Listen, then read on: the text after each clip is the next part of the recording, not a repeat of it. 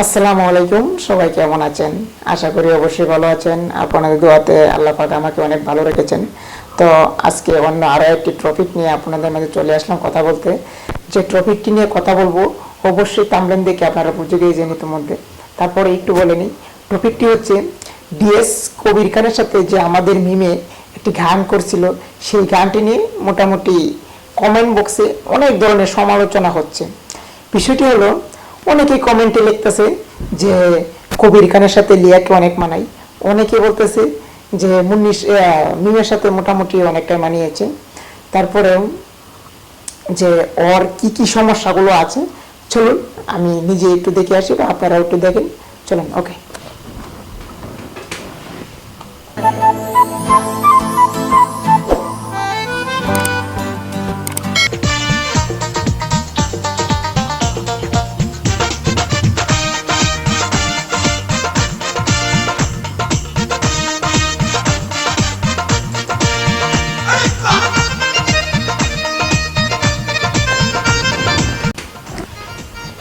তো আমার ব্যক্তিগত আমি যতটুকু নাচের অভিজ্ঞতা আছে আমার অতটুকুর উপর ডিপেন্ডস করে আমি যে ওর যে ফুলগুলা ধরতে পারছি বা আমার কাছে মনে হচ্ছে সেটি হলো যে ওর একটু কবির এসে স্লো হয়ে যায়।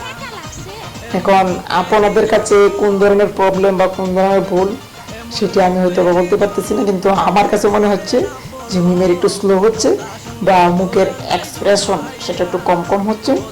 যদি এই দুইটা জিনিস মোটামুটি ঠিক হয়ে যায় তাহলে হয়তো বা ভালোই হবে, কিন্তু বাকিটা হচ্ছে আপনাদের উপর, আপনারা জানেন। তো চলুন আরও একটু দেখে আসি।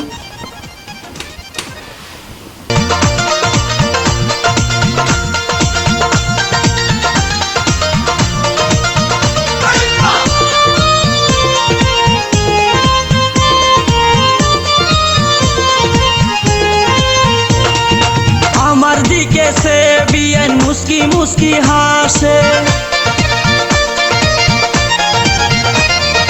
ও তার ফাঁকে ফাঁকে আবার একটু একটু কাশে।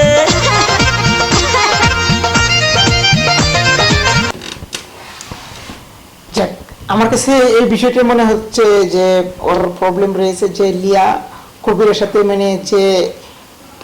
যে পরিমাণ এনার্জি দেওয়ার প্রয়োজন সেই এনার্জি না বা হার্ড করে দিতে পারে, কিন্তু মিম এটা মনে হয় দিতে পারতেছে না আমার কাছে মনে হচ্ছে। তো আপনাদের কাছে আরো কতটুকু কি ভুল আছে সেটা আমি বলতে পারতেছি না। আমার দিকে চেয়ে মুস্কি মুস্কি হাসে, ও তার ফাঁকে ফাঁকে আবার একটু একটু কাশে। আমার কাছে ভালো লাগে, জানি আপনাদের কাছে ভালো লাগে। যদি ভালো নাই লাগতো তাহলে তো লাইক শেয়ার সাবস্ক্রাইব হতো না। তো আজকের মতো ভিডিওটি এখানে শেষ করব। তো নেক্সট মিমের যদি ভিডিও কবির সাথে আসে আশা করি সেটি অনেক ভালোই হবে। তো খুদা হাফেজ, আজকের মতো ভিডিওটি এখানে শেষ।